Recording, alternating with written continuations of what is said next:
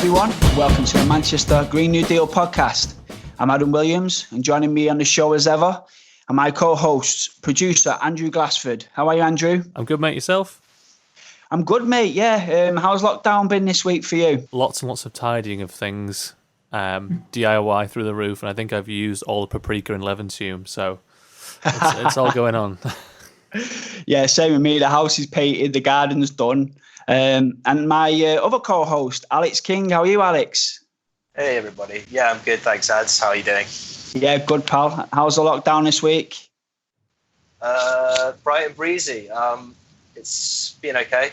Just got back from clapping the NHS, and the long weekend is here. So happy days. From people that I speak to, clapping the NHS, I know the workers really do appreciate it. So let's keep that up for as long as it takes every Thursday, guys. Okay, so the unofficial motto or the ethos of the podcast is that no one group has the monopoly on truth. And so we welcome people on the show that will help us learn, develop and grow as a movement. With that in mind, I'm extremely happy to say that our guest this week is the scholar, activist and all-round legend, Mark Burton. Mark is a founding member of Steady State Manchester, a collective that believes in an alternative approach to economic development in order for people to live within planetary limits. He has also published numerous articles relating to the degrowth movement,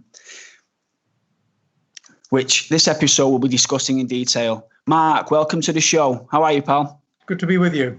I know we discussed just before we went on air. Me and yourself, we've known each other now for probably a good couple of years. We tend to end up at the same workshops and in the same meetings. And for whatever reason, I do tend to sort of gravitate over to yourself. And I think it's because I know about this degrowth movement, but I don't know it in any particular depth. Can we just start off, Mark, by giving us a bit of an introduction as to what degrowth is? And crucially, when did you first begin to believe it was an important movement for environmental activism? Okay. There's a number of threads, and it's a little complex to kind of give a coherent account, but I will try. I think it goes back really to the 1974 study, The Limits to Growth, which was done by a group of system scientists led by Donella Meadows at the Massachusetts Institute of Technology. And they basically modeled the world system, looking at questions of materials, resources, pollution, population, and a number of kind of dimensions like that. And they looked at how those different elements work together using a model of the world system. And the incredible thing about their work was that in those days, 74, computers. I was working in a lab at the time. We actually had a computer.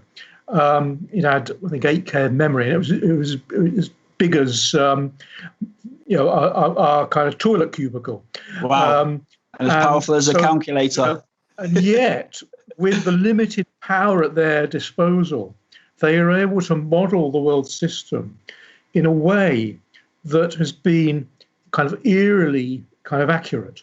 They looked at a number of dimensions, and they basically sketched out a number of scenarios. They weren't making predictions, but they were looking at different scenarios, different kind of with different starting assumptions. And one of them was what they called the standard run, that we can think of as business as usual. So basically, if the world went on the way it was going in terms of material extraction, in terms of manufacturing, in terms of pollution, in terms of the increase in wealth, then you would get a number of consequences. They mapped those consequences, and they found if you actually look at the data, it's tracked it eerily well. And what they were suggesting was that we would begin to hit a number of interlocking crises, really pretty much from sometime in the middle of the 21st century, and possibly starting, round about now. Now, the key reason for that was the increasing cost of extraction. So as you extract energy from things like hydrocarbons or uranium and so on, as you extract minerals that are needed, the costs of doing that, the ease of doing it decreases, the cost increases. And it's not so much the depletion, the actual exhaustion of resources that's the problem, but the economic implications of it. So therefore, they kind of concluded really with the title of their book, The Limits to Growth, that growth has limits. Now, a number of different workers kind of picked up that. The Meadows team weren't economists, but a number of people working from a more economic kind of background began to work with that. So people like Herman Daly, who was a former chief economist of the World Bank, established with a number of others pretty much the discipline of ecological economics. And Daly also promoted the idea of the steady state economy. And that's where we take our name, Steady State Manchester, from. Meanwhile, in Europe, there was a really interesting thinker called Georgescu Roegen. And he looked really at the kind of the energy dimensions of the economy, and working with very similar assumptions to the Meadows team, and really kind of looked at the implications of the third law of thermodynamics on the economy, and basically was making the same kind of arguments that essentially it was going to grind down and to a kind of a limit. Now, some of the thinkers from the European left, some of the more heterodox and unorthodox thinkers, picked those ideas up as well. And two particular figures are really important there: Cornelius Castoriadis and André Gortz, both of them based in France. And both of them kind of dissident Marxists or critical Marxists, people working very much from the Marxist tradition, but really rethinking it. And both of them connect with what I think is a really interesting kind of tradition in the left generally, and you can find it in the British left in some quarters. And that's the idea that rather than trying to increase production and make production serve everybody, you actually look at the fundamentals of the capitalist system and say, the problem here is it's commodifying everything. It's turning everything into a commodity which is then exchanged, and it's creating alienation, it's creating ugliness. If you look at people like William Morris, really sort of emphasizing that. And therefore the task isn't to manage it better, to produce trickle-down effects, to improve life for everybody in that way, but rather to critique the fundamentals. So that kind of thinking came together very much with the idea, and it was Gortz who was the first to use the term décroissance, the French for degrowth. And actually, degrowth is a very clumsy translation of that, but we kind of use it. And then there was a kind of period. So he was writing, if I remember rightly, back in the late 80s. And it wasn't really until the end of the 90s that some of these ideas began to get popularized. So the person that really popularized décroissance, because he's working in France, degrowth, was Serge Latouche, another economist. And he wrote a number of books, some of which are available in English, really talking about escaping from degrowth. And what was interesting there is these thinkers were critiquing what they called the imaginary of growth. So this kind of interlocking system of ideas and concepts and beliefs that the growth is good. And of course, that is really pervasive. That idea that all of us or anybody involved in policy and politics, the goal is to be making economic growth happen because it's incontestable according to the official story, that economic growth produces benefits for everybody, and without having economic growth, we can't deal with poverty. We can't even deal with pollution and the environmental crisis.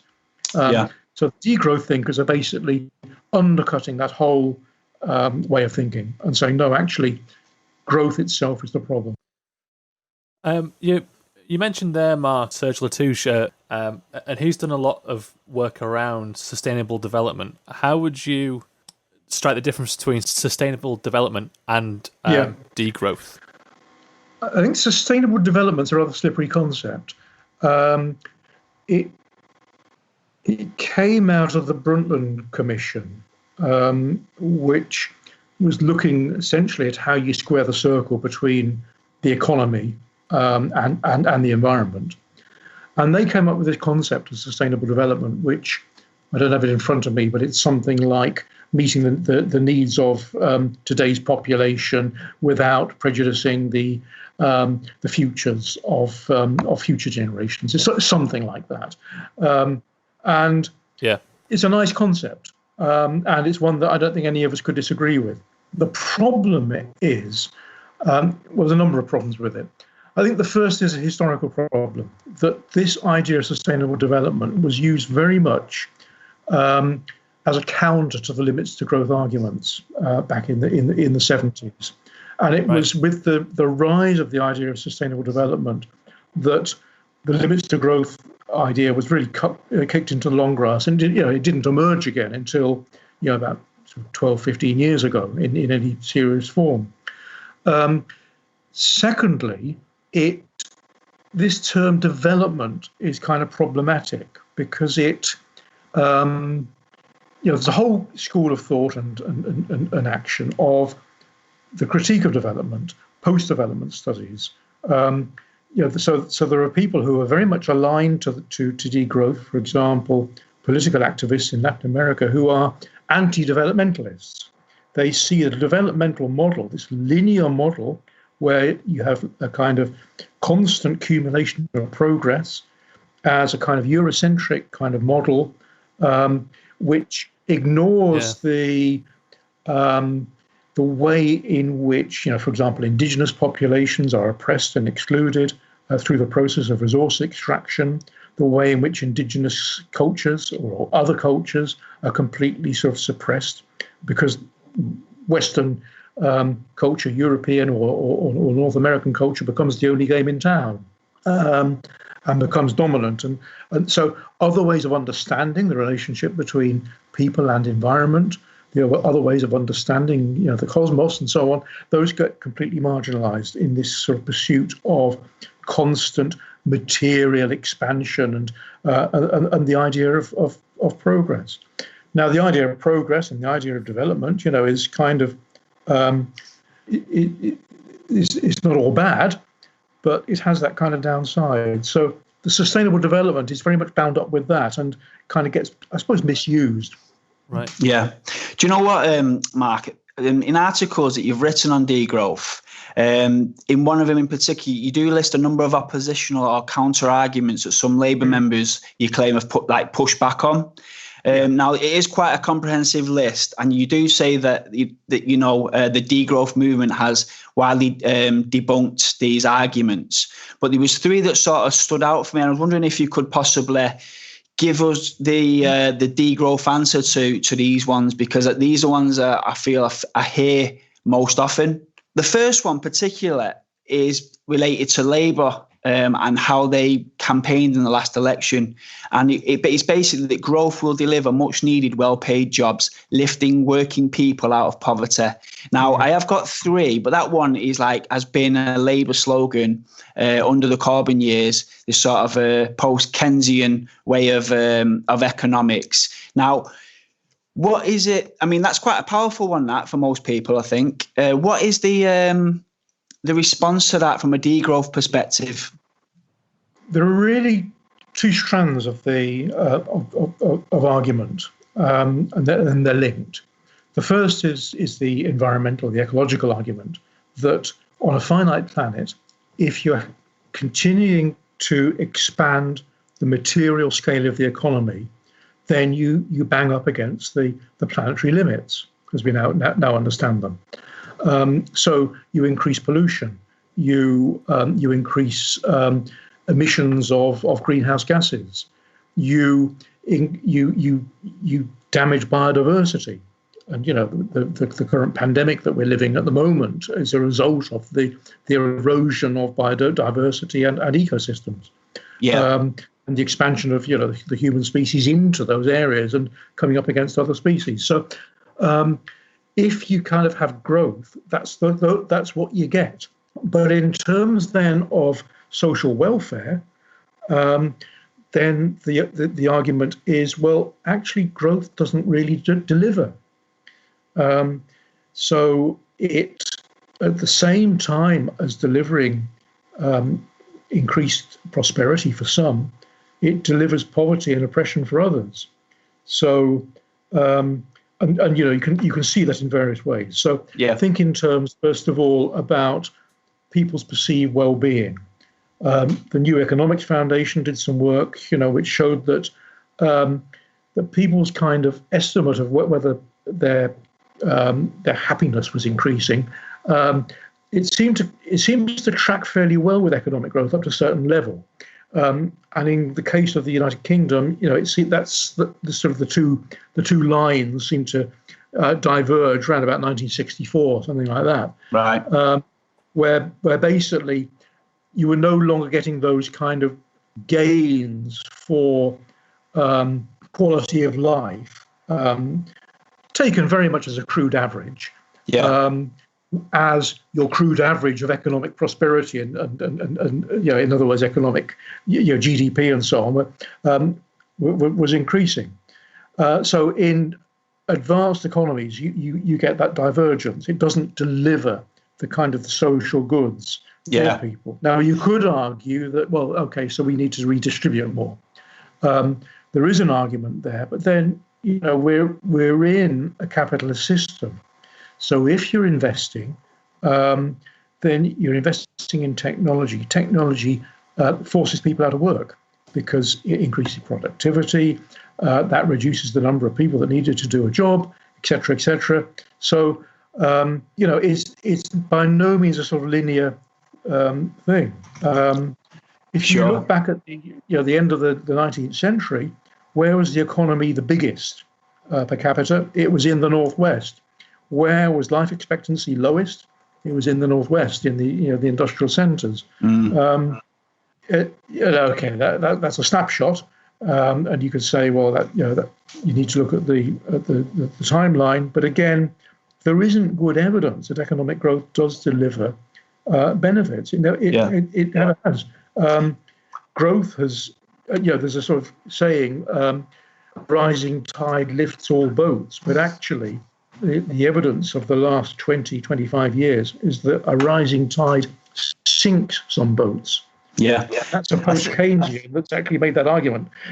I think the second one actually relates more, and I think this one is for the Green New Deal, it's possibly more pertinent. And it relates to, so the first one is like a traditional labour value, as in growth will deliver much needed well-paid jobs, lifting people out of poverty.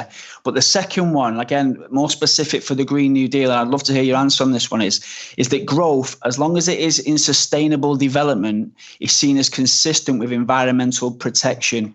Now, that is obviously a big part of the Green Industrial Revolution, the Green New Deal, and also as well, it seems to be the default position of a lot of people on the left. It's as if to say, we understand, as you were saying before, it's finite resources, it's the lack of biodiversity. But if it is done in a quotation marks, if it's sustainable development, it's consistent with environmental protection. Do you just think that's a fallacy? I suppose yes and no. In that, because it is complex, isn't it? I don't think it would be at all easy to ensure that it had those effects that you wanted, because it's these are wicked problems. Policy interventions often produce effects different from those that you want.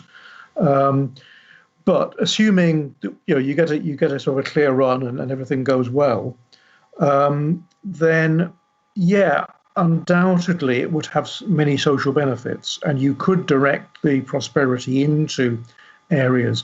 I think there's an argument.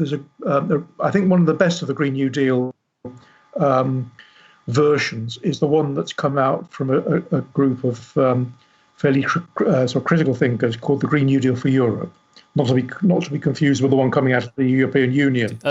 And that's had a number of people from the growth movement involved in it.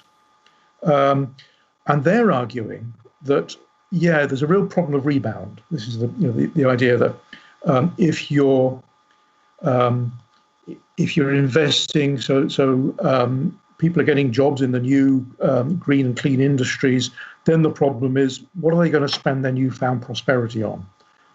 They may well be spending it on, if you like, the dirty bits of the economy. And until, for example, we got 100% renewable energy, then worldwide, then that's clearly going to happen because any products that they use, any services they use, will be funded by the dirty bits of the economy as well as the clean bits, as well as the problem of resource extraction.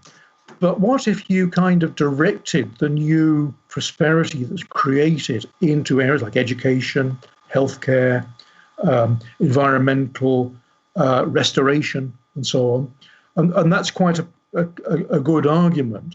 Though I do think there's a real problem in that how could you do that within a kind of, what is a social democratic model, the model of mitigated capitalism, where we haven't actually dealt with the capitalist system and the way in which capitalism produces value, but rather we've tried to kind of tame it and harness it and redirect it. The problem being capitalism still has to generate exchange value. So that's got to keep expanding. If your economic growth, your green growth has gone solely into the good things, and the things that aren't increasing material consumption, how is the system generating exchange value to repay, the loans, or to repay the government, or wherever the money has come to stimulate it? I think it's a real conundrum, and I haven't seen it addressed. Challenging the notion that what's useful in the world is increased output and increased consumption. What comes after growth? What do we consider to be useful after growth? How do we measure that? And how do we popularize that understanding of value? I guess what I'm saying is, how do we broaden this out from being an academic discussion? Yes. How do we get everyone? Because obviously the economy is kind of a question of confidence. It's imagined to an extent. So how do you get everyone on the same page to imagine it in a different way? There's several kind of answers to that. So I think the first thing I think I should say is almost like a kind of disclaimer that nobody in the degrowth movement argues, or hardly anybody argues, that there should be no growth of. We're not saying that everything has to shrink and everything has to stay the same. Clearly, there are some things that have to increase. So your renewable energy is an obvious one, although there are consequences of doing that in terms of resource extraction and so on. Likewise, organic agriculture and localized food production. Better building standards and so on, construction of heat type buildings, all those kinds of things.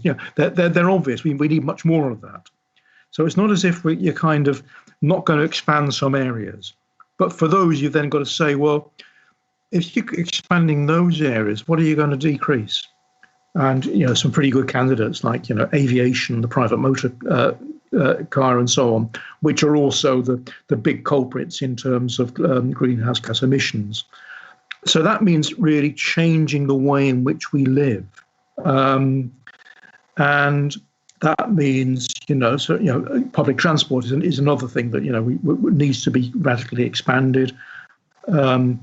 Support for active travel as well. These things are pretty obvious things. So it's not simply a question of saying, no, we're not going to increase some things.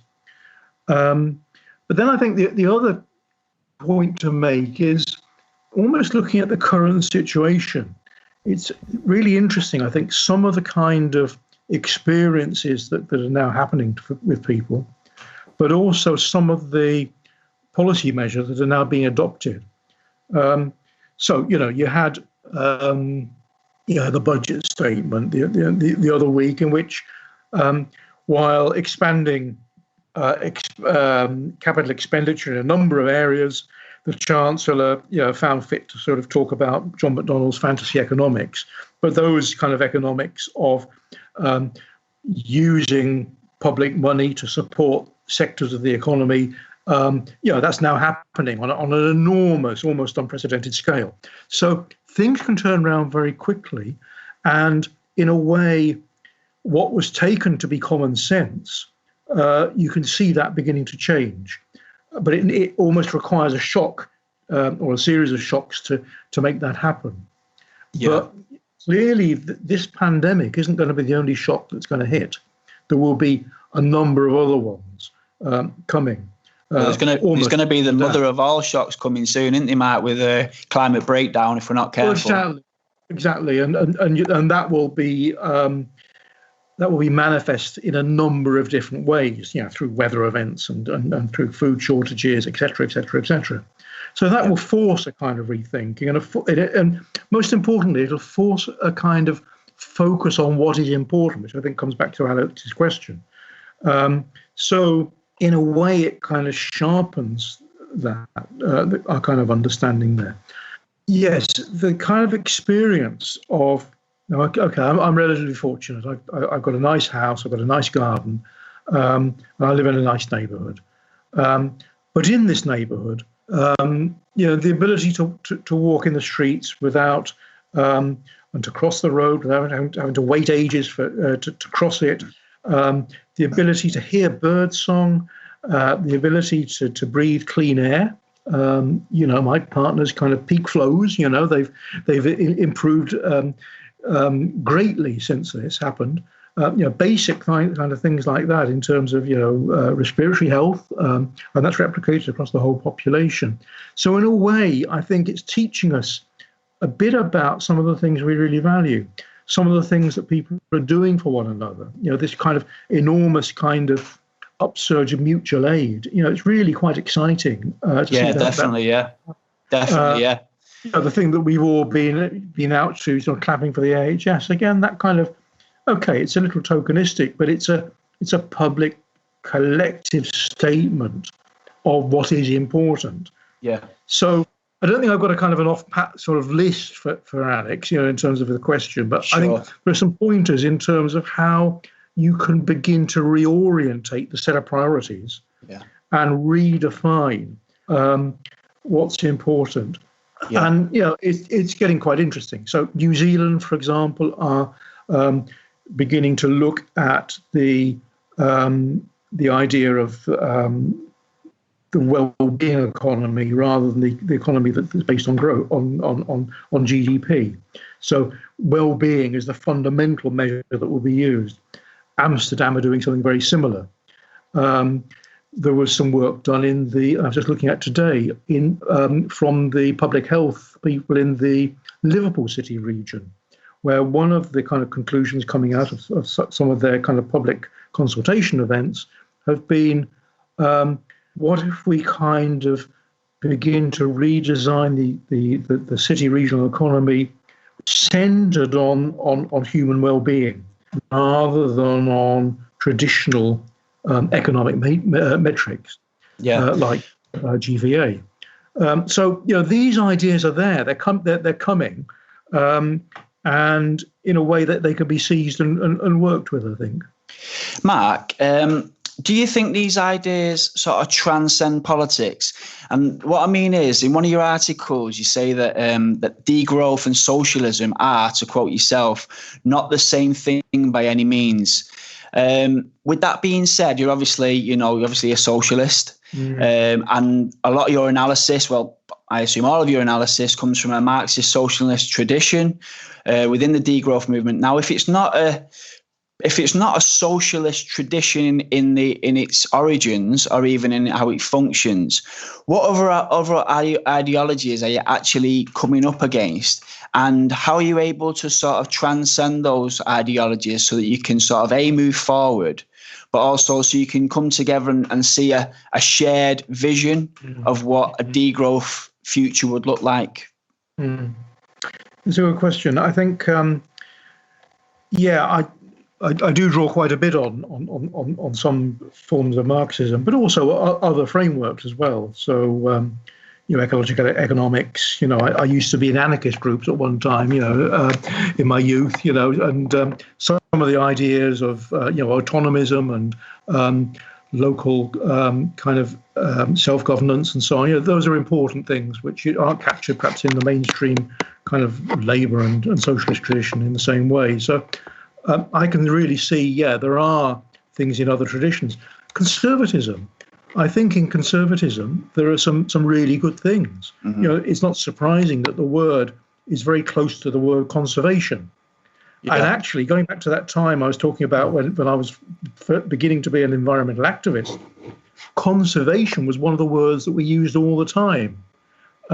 Because, we were still exploring and trying to find the language to talk about the things that we were kind of striving for. So some of the values there, some of the more quite traditionalist values really, in terms of valuing community, in terms of valuing, I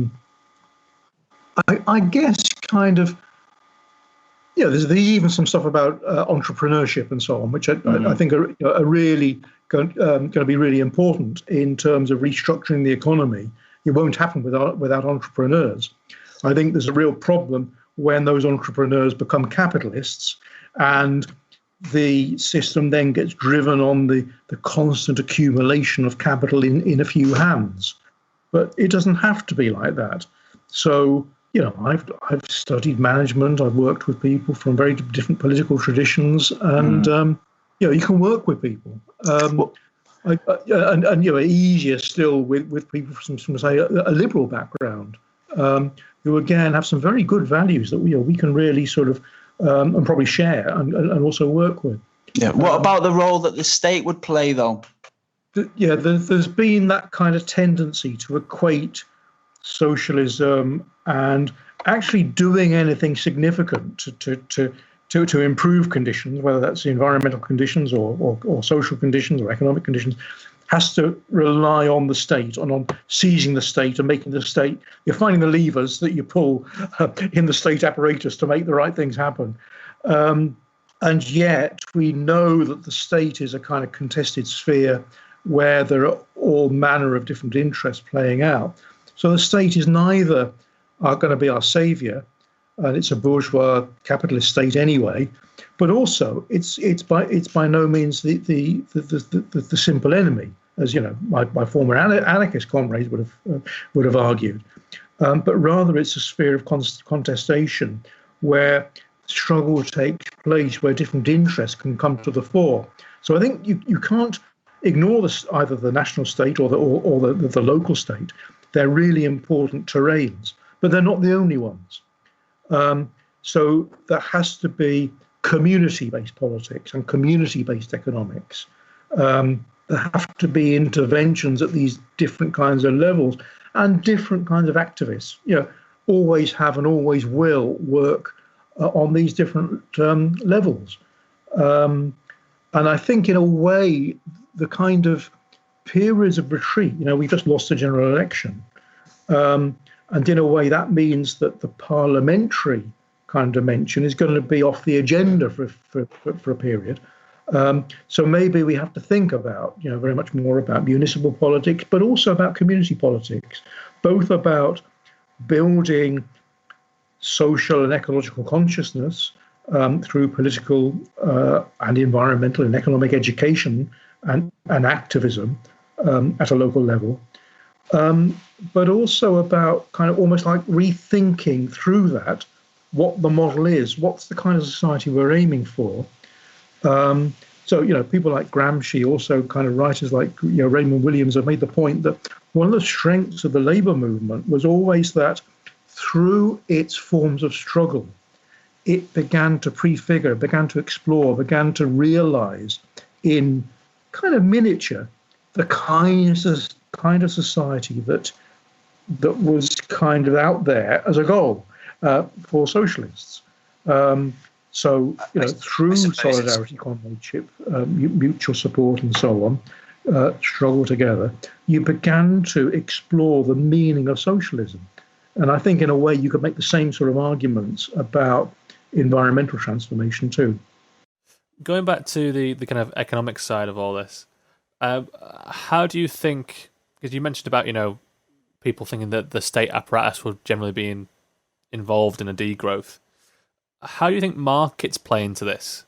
In the way we kind of view it now, for us to go from a kind of a liberal capitalist society to a degrowth one, how is degrowth going to play with markets? I guess markets are going to be there. So in a way, that again, they're part of the terrain that has to be engaged. And in a way, I'm not a free marketeer by any means, but I think at the same time, I'd be a bit cautious about the assumption that the problem is the market. I don't think fundamentally it is. The problem is the market under capitalism. And in a way, ideologically, the right uses the idea of the market to legitimate capitalism and expropriation and so on. But the whole of the sort of privatization agenda was predicated on this kind of argument about the wisdom of the market, but actually it wasn't really about that. It was about the concentration of wealth and the formation of capital under control of that class from what had been public good. So in a way, markets aren't necessarily a problem, but they're a real problem. If it's a bit like the hammer. If the only tool in your toolbox is a hammer, then everything you try and fix is a nail. Is in the form of a nail. I guess my real question is then how do you see profits working in a degrowth system? Because capitalism is essentially surplus. It's about the organisation of surplus in a system. So does degrowth have to be linked in with a really extensive and widening of who has control of power as well in a society? I think very much, yeah. So again, I think we're almost on the sort of the idealist terrain here in terms of Let's start with ideal and work back. But in a way, maybe not. So one concept that has been used by people like Dan O'Neill and colleagues at University of Leeds, exploring the idea of a steady state economy, are the notion of right-sized profits, controlling the scale of profits, so they don't, you could legislate for this, so they don't grow to an obscene level. But the idea of making a profit at a modest kind of level that will enable you to do a number of things. It'll enable you to reinvest in the things that should be reinvested. It enables you to repair. So some of it is just about maintenance of the productive plant and so on. Yeah. But some of it is also about paying the wages of people and making a living. It's where that then becomes a huge concentration, which then becomes this kind of infernal machine that just kind of keeps on rolling and growing and growing, like a sort of snowball rolling down a hill. That's when the profits become problematic. I guess this is where there's the conflation then between degrowth and socialism then, because it's different means to similar ends.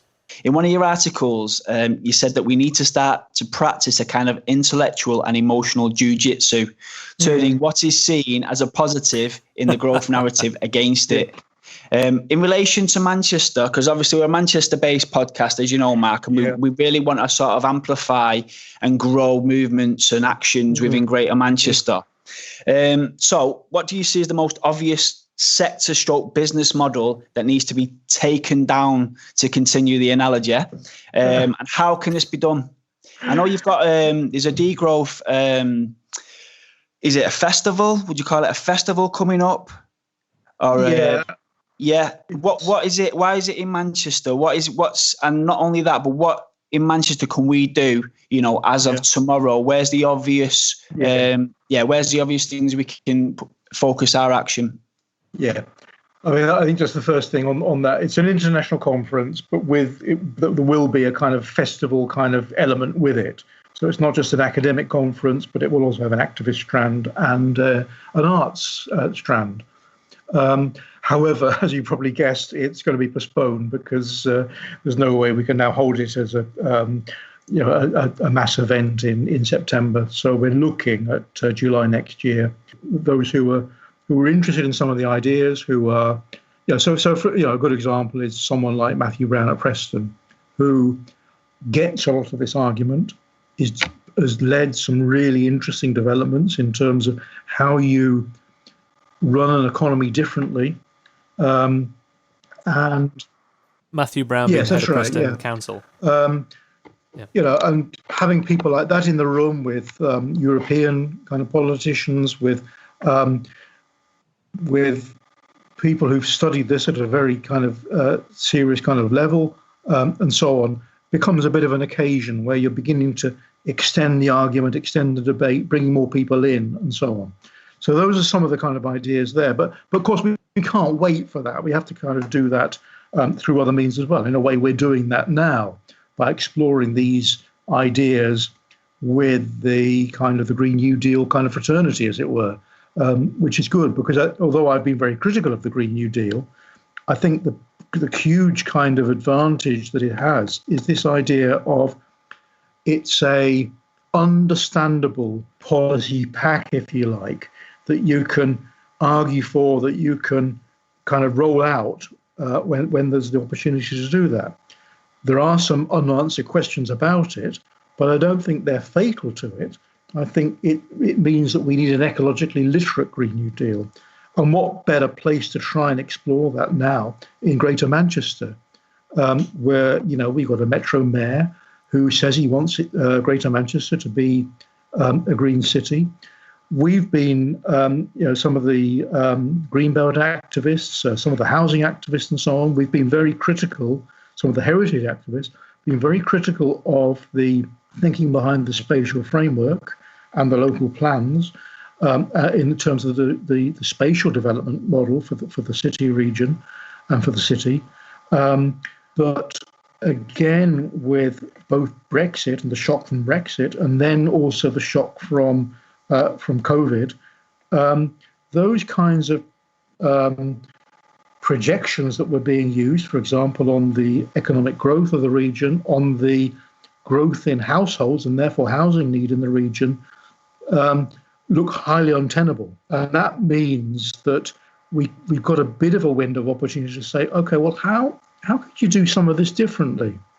And we've kind of rolled out, for example, and promoted the idea of the polycentric city region, based much more on a lot of local centres, with a kind of a greening of the city going on at the same time, drawing on ideas like garden cities, drawing on ideas like the 30-minute neighbourhood that's been developed in Melbourne and Portland and so on. But in a way, there's a bit of an opening there, I think, for beginning to say, okay, so your previous plans, they don't look like they're going to quite work out in the same way. Maybe the bottom will fall out of the property speculation and the building boom. So what do we do now? Let's think about this differently now.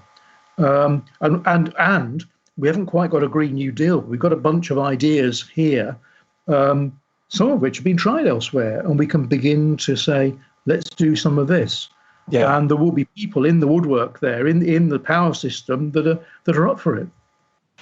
Yes. So, Mark, you mentioned earlier there were a couple of examples overseas where growth wasn't the measure of economic output. Things like well-being were instead, like New Zealand, Amsterdam, even Liverpool. Are there any policies or programs which you've seen in those places which align to those kind of which are inspired by that kind of mindset? I haven't phrased that very well.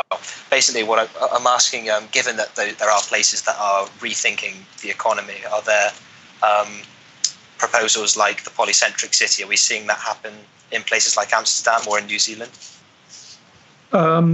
I don't know about there. And to be honest, I don't know a lot about what they're proposing. I think they're very much the early stages in both New Zealand and Amsterdam of saying, no, this is the new model we're adopting. But of course, things happen in bits around the world. So I think probably two things to kind of draw some kind of inspiration from. On the one hand, I mentioned the 30-minute neighborhood. The idea that most of the things that you need for your life are available within a 20 or 30-minute walk. Interestingly, the Paris socialist mayor, Anne Hidalgo, has been campaigning on the platform of the 15-minute neighborhood. Maybe the structure of Paris, enables you to do something like that. So these ideas are coming on. Melbourne have really got kind of run with this, although it was developed initially in Portland. But then, if you look at some of the radical municipalist movement, so you look at Barcelona, particularly, I think, and the administration of Ada Colau. Some really interesting things going on there. For example, the municipalization of energy that they're doing work on. They're doing stuff on this model of what they call super blocks, where they are reducing traffic in residential neighborhoods radically. They've taken motorways out of service and creating some greenways.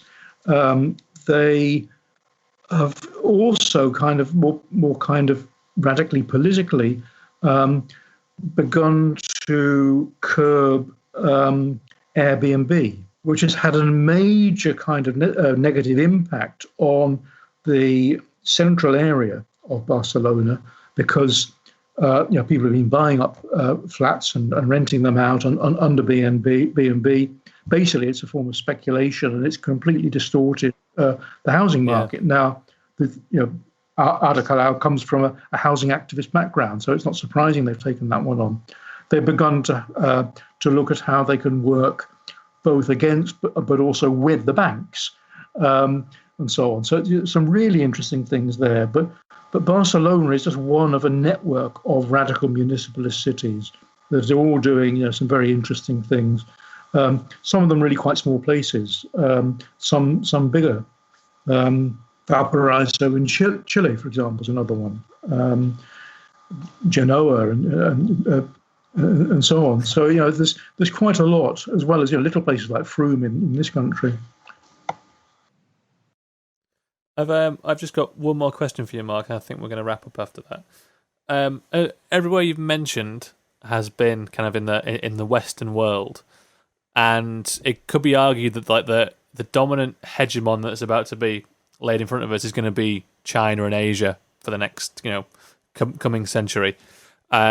That is a kind of a big thing to take on when we're talking about degrowth in the West. And it comes from a certain privileged place as well, I think, talking about it in this way of having something and getting rid of it as opposed to not having it. And, I'm sure you've heard arguments before about how, from the 1970s, like 1.3 billion people have been dragged out of poverty due to capitalism. How do you envisage degrowth working in countries that are not as developed or not industrialized as the Western world? Well, I think firstly that the model of development that we've adopted in the global north, it cannot be rolled out across the globe physically. That's just not possible. There aren't the resources, and the consequences in terms of environment would just be impossible. So there has to be a different kind of model. The data actually suggests that people have been brought out of poverty, but that's mostly in China, and the real poor globally have actually got poorer. You look at areas like Africa and so on. In Latin America, you've had the collapse of large sections of the middle class, for example. But coming back to kind of what the model might be, I think there are again, you can look to different things happening and different traditions to try and almost sort of sew together what the model might end up looking like. And of course, it'll be different in different places. So, I got very interested in some of the developments in Latin America back at sort of 6 or 7 or 8 years ago, where there was the use of the philosophy of Buen Vivir, which came very much from a kind of fusion of, I suppose, left post-development thinking together with indigenous.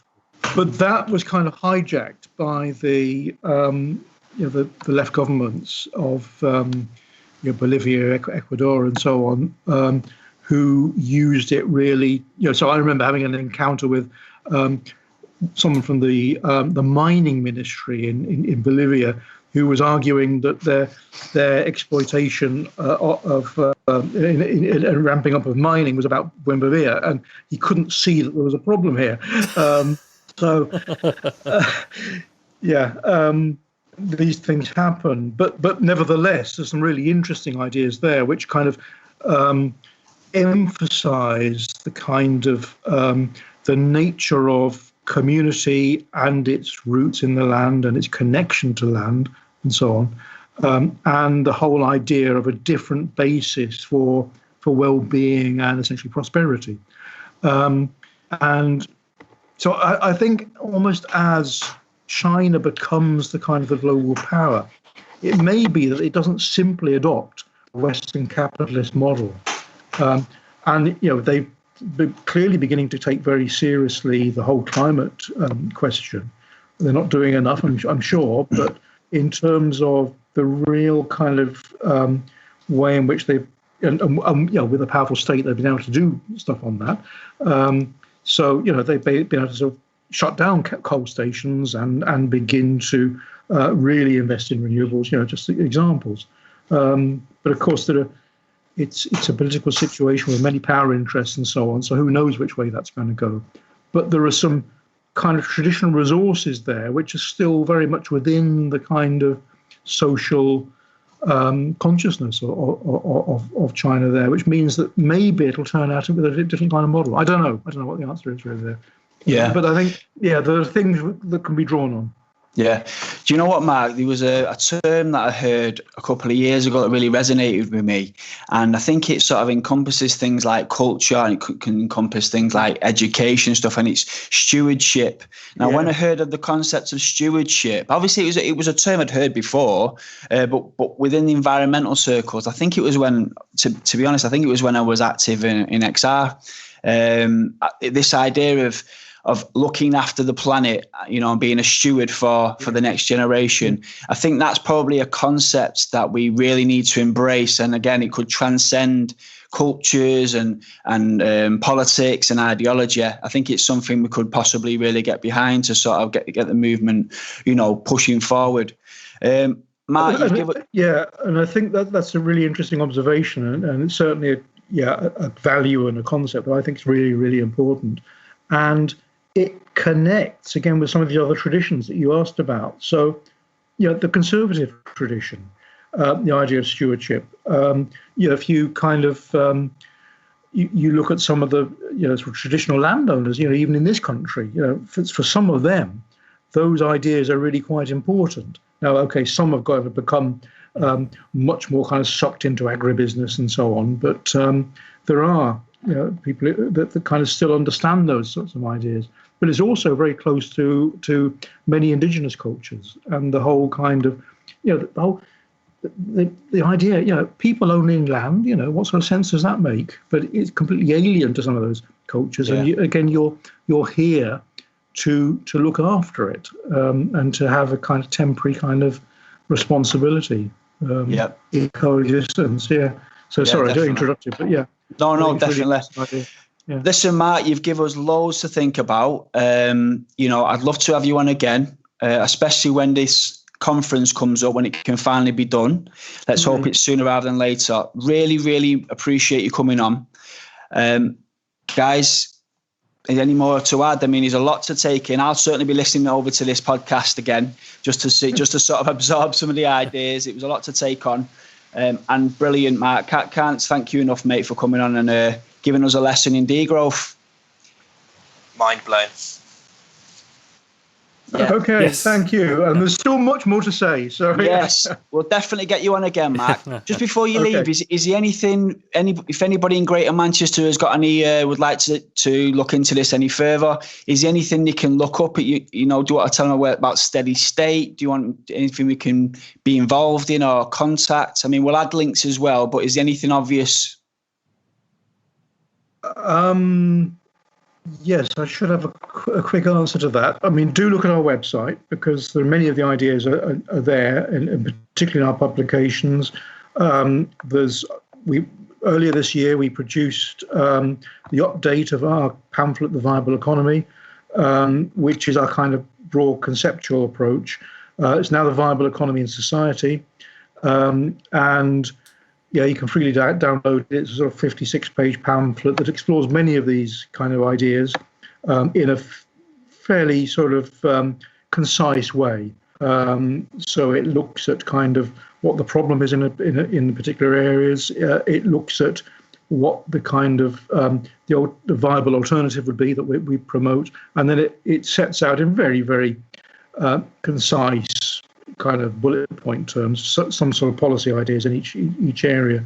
We've also got a number of other sort of policy resources there, getting a bit old now, but the work we did, for example, on alternative policies for the city region, again, it's still worth a look. And you'll see that some of those ideas have been adopted, probably not because we pushed them, maybe we're just saying the right thing at the right time, but brilliant. Thank you so much, Mark, once again, mate. Really appreciate it, and we'll definitely have you on again. Thanks for the invitation. It's always really interesting to have to defend and to explain your ideas, because that way you can test that you really understand them, and that it enables you to kind of reprioritize, refresh, and so on. So thanks very much for the opportunity. Before we go, guys, though, as ever, as we always do, it's time for the shout out. This week I'm giving a shout out to the Inspire Community Centre in Levenshulme, who've been doing food deliveries over the last 3 weeks for the vulnerable and the infirm around the area. They're an amazing centre. They do so much work all the rest of the year outside of the crisis we're in at the moment. They're looking for donations as ever, so head over to Inspire's website and see what you can do to help out. Alex, any shout outs this week? Yeah, I'm giving a shout out to the Stay Grounded Network. They are a global network against They are a global network campaign against aviation growth and for a just transport system. And they've hit the news this week because they've been petitioning the government to put people first by providing financial assistance to workers in aviation, as opposed to bailing out the execs. So, brilliant. Really, really good work. Brilliant. And we'll obviously add those links to the podcast as well. For me, it's not going to be an environmental shout out this week.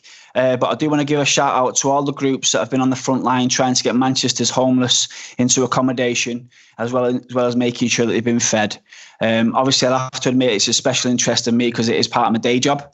But it's been really inspiring to see my colleagues and to see volunteers come together and put themselves out there to make sure that basically the section of society that's often shunned or forgotten has shelter and food. So big shout out again to colleagues and volunteers. A special mention for Barnabas, who I know firsthand have been working flat